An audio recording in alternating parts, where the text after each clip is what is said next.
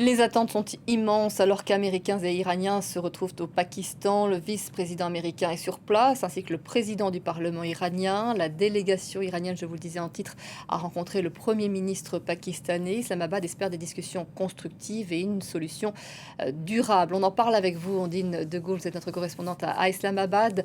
Bonjour Ondine, ces discussions, on le voit, sont quand même assez lentes à se mettre en place. Alors effectivement, même si on peut constater un léger retard dans le début des discussions, la délégation iranienne a confirmé que les pourparlers sont bien prévus cet après-midi. Il reste encore des derniers points à régler avant que les délégations américaines et iraniennes ne s'engagent réellement dans des discussions, car la partie iranienne demande des garanties sérieuses aux Américains, comme le dégel de ses avoirs. Et il faut aussi rappeler que côté iranien, la méfiance envers Washington demeure extrêmement forte. On sait aussi que depuis hier, des contacts intensifs en coulisses se poursuivent entre Islamabad, Téhéran et Washington. Actuellement, les deux délégations se trouvent dans l'hôtel Serena qui les accueille à Islamabad, dans le quartier ultra sécurisé des institutions. Et selon plusieurs sources, les membres des délégations mènent actuellement des discussions privées et préparatoires. Mais les autorités pakistanaises se montrent très discrètes et communiquent très peu d'informations sur le déroulement de ces échanges. Mais si cette phase d'échange par des canaux indirects se déroule positivement et qu'un terrain d'entente suffisant émerge des deux côtés, on pourra s'orienter vers le cœur des discussions attendues entre les deux pays. Alors, à l'instant, Ondine, la Maison-Blanche annonce que c'est au tour de J.D. Vance d'être reçu par le Premier ministre pakistanais. Avant ça, c'est donc la délégation iranienne qui avait été reçue.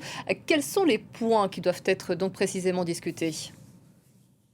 Alors, on ne sait pas encore exactement quel sera l'ordre du jour précis, mais on s'attend à ce que les deux parties discutent des dossiers classiques du contentieux américain-iranien, les sanctions économiques, le programme nucléaire, le rôle régional de l'Iran.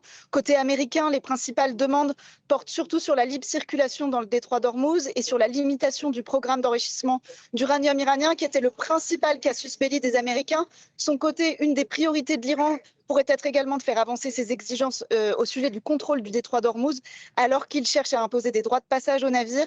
Téhéran demande également la fin des opérations militaires contre l'Iran et ses alliés et la levée de l'ensemble des sanctions. Et à cet égard, le gouvernement de la Banque centrale iranienne fait partie de la délégation. Donc, ce qu'on voit, c'est qu'au profil qui compose les délégations, c'est qu'il y a tout de même une réelle volonté de faire avancer les choses. Et pour les autorités pakistanaises avec lesquelles on a pu échanger, le simple fait d'avoir réussi à réunir les deux délégations dans la même ville constitue déjà un succès diplomatique très important.